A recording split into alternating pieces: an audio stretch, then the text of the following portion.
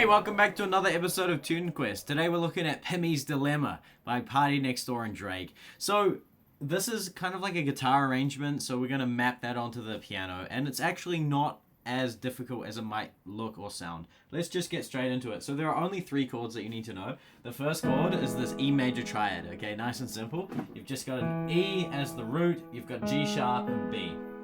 Okay, so that's the first chord, and we're going to hold that for like 4 beats, right? 1, 2, 3, 4, and then the next chord is a B major triad. Okay, so simple: B, D sharp, and F sharp. We're gonna hold that for 2 beats. 1, 2, and then it's gonna move up to this chord, C sharp minor. Okay, C sharp, E, and G sharp, and that's 2 beats. 1, 2. So the whole thing: 1, 2, 3, 4, 1, 2, 3, 4. Now that's pretty much all you need to know for the left hand. Now those are the chords, and you can play them as chords like that. You can just hold them if you want to. If it's like easier for you to just hold the chords, I want you to be able to play the tune, okay? Don't complicate yourself trying to figure this out. We want you to be able to play music on the piano. That's the purpose of Unlock the Keyboard and the way I teach the piano. And so, yeah, you can do that as we go into the melody. The next level up, to make it sound really beautiful for the piano, which is what I was doing at the start, is to turn these chords into arpeggios, where we're going to go like this. Okay, so notice that the hand is in the same shape, right? The hand is not changing position here. It's still in this position. The arpeggio is a kind of technique where we break the chord into a kind of melody, right? Where we play the root, and then the third, and then the fifth, and then the third, like this. This is a type of arpeggio pattern, right? Like this. So that's the E, and we can do the same thing for the B, and then the same thing for the C sharp minor. So that's like level 2 if you want. And if you do practice this is a really great technique, and it's going to make your playing sound more flowy. And what you want to do when you get this is that you want to hold the sustain pedal down, and you want to kind of flow into it like...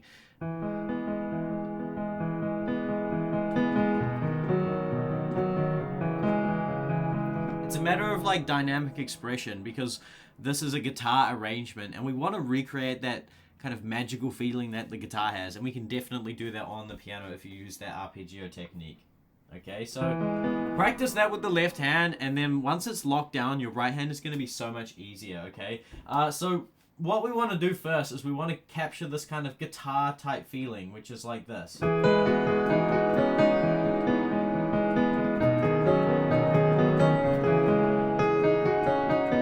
Right, so there are kind of a lot of different melodies going on in that guitar part, and it's not the easiest thing. So I've kind of like found a way that we can capture the same effect and some of the main melodic content of that guitar arrangement onto the piano, okay? So first we've got this. Okay, as I teach this, I'm just gonna hold the chord, right? Check this out. Sounds beautiful, right? Okay, let's take a look at this first melodic idea, right?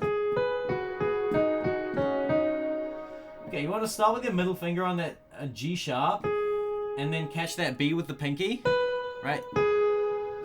Now your second finger on F sharp is going to go up to a G sharp, and now your thumb here is ready to catch that D sharp, and then here, second finger F sharp, C sharp, D sharp. Okay, slowly.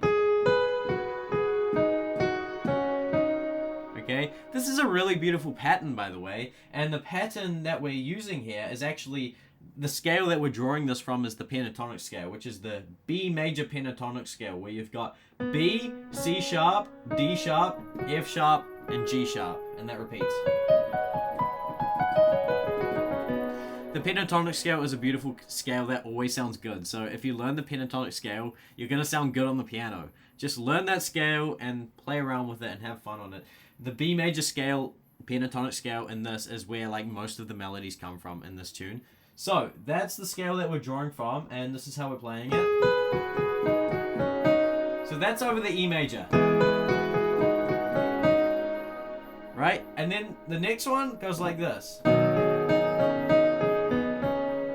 Okay? So that's that's actually quite simple. So you want D sharp flicking to a G sharp, right? And then back, and then thumb, and then repeat that. And then B, C sharp, right? Okay. And then we go to the C sharp, and then we've got this. Wait, what was it?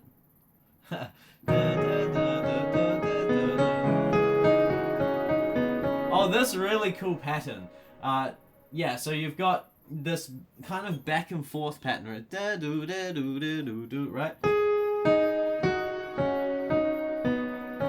It's a really great pentatonic pattern. So that's over the C sharp, right? G sharp, D sharp, F sharp, C sharp. Yeah, you can see this is actually a pattern that you can go. It's a really great pentatonic scale pattern, and if you learn this, you're gonna start sounding like a pro on the piano. No word of a lie. Like literally, you could just do that.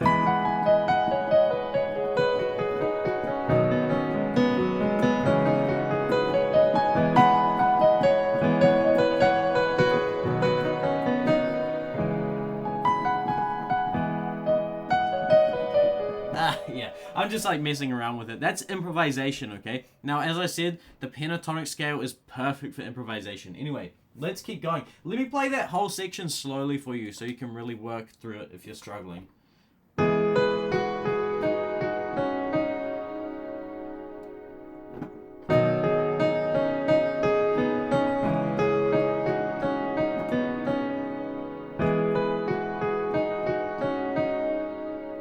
Okay, let me do it with the arpeggio pattern now.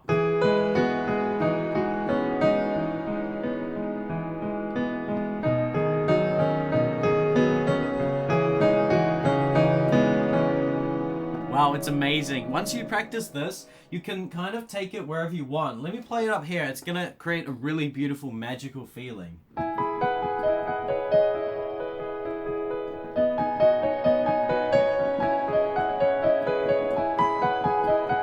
Even up here. Wow.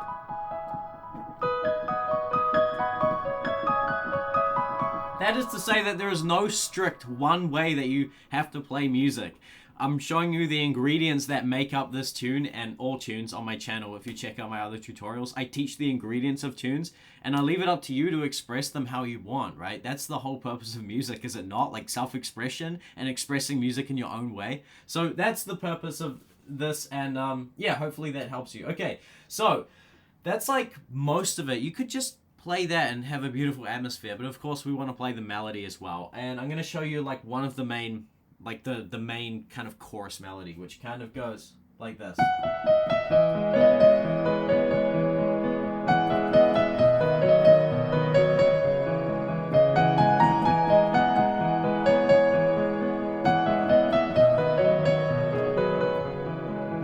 Okay, so something like that, right? Let's go through this step by step. Again, the left hand is the same, okay? Now, if it's easier, again, you can just hold the chords, right? Let's just hold them for now. The first melody goes like this. By the way, it's like a build-in, so it's before the bar, so it's like this. Right, so it starts before the E comes in. So we start on F sharp. We have this little walk down thing here, right? Sorry, not E sharp. F sharp, E, D sharp, E. Right, so that's kind of like the main little melodic crux, if you will. Just that sound there is so beautiful. So actually, you want to play it with these fingers here. So you got like middle finger, thumb, middle finger, and then now the middle finger is pivoting on that, so you can use these other fingers down here. So, right, and then you got C sharp, flicking up, flicking up. Okay. Actually, that's what it is. Catch that B with the thumb, and then flick up like that, and then flick up like that. And you want to do this flick thing, notice that? I'm like first flicking between that C sharp to the D sharp. And then flicking from the B to the C sharp.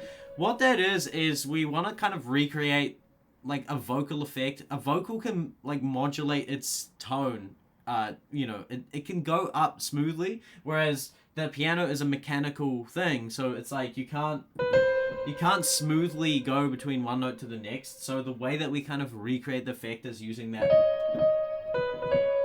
flick type effect. Okay, so yeah, it's recreating the vocal. Okay, so that repeats. Okay, so that repeats twice, right? And then the third time is the change where it goes. Okay, that's beautiful. That's so beautiful, okay? Right, so D sharp, F sharp, G sharp, all the black notes. Right, so up the black notes and then back. Flick there and then flick back here. And then it's just back to the first one. And I want to finish on that beat. Okay, so let me play that whole thing slowly for you.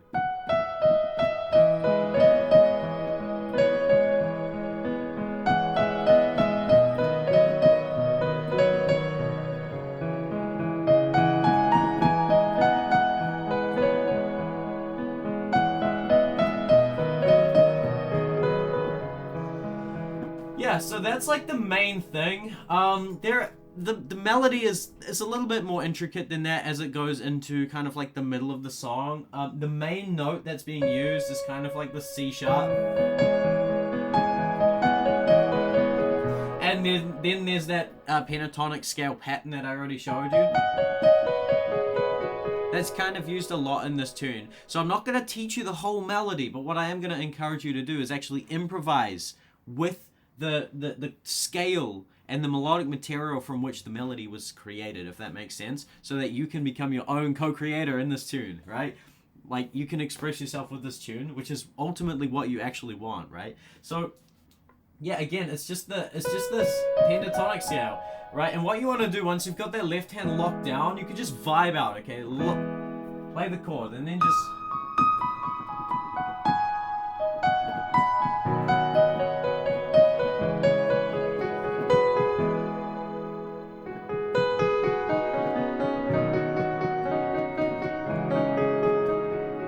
Right, I'm just like playing the notes from that pentatonic scale. That's improvisation. And then you could have like sections just improvising like that, and then you could go back to the melody.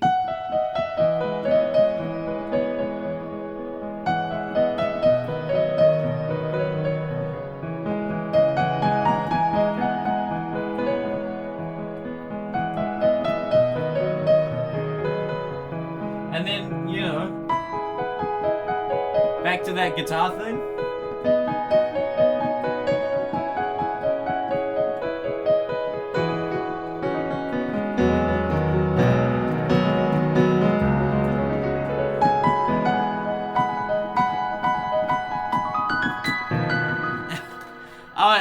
I'm not playing that well today, but yeah, I hopefully this tutorial was helpful. It was such a goofy sound at the end. I played a wrong note. Oh well, that's it. That's it for this tutorial. Hopefully it was helpful. Please let me know in the comments below if this is helpful. Like, subscribe, all that stuff. Sorry, I didn't bring the energy with this one, but yeah, that's it. Thank you so much. I really do appreciate it, though. Shout out to my man for requesting it. See you later. Bye.